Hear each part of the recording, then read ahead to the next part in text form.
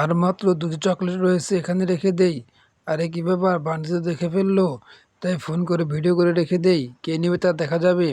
এখন আমি নিশ্চিত হলাম, যাই কাজ করি গা।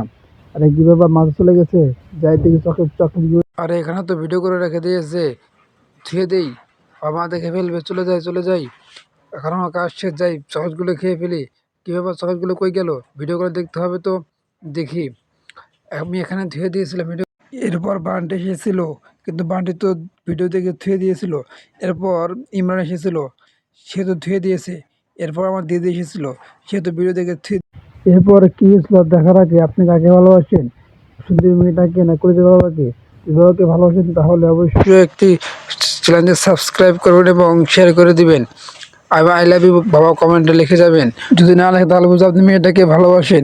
এভাবে শাশুড়ি হয়েছিল, সেও নেয়নি, তাহলে কে নিয়েছে এখন দেখি তো একটু। তাহলে পিছিয়ে নিয়েছে, এখন আমি কি খাবো, আমার এখন কি করি এখন।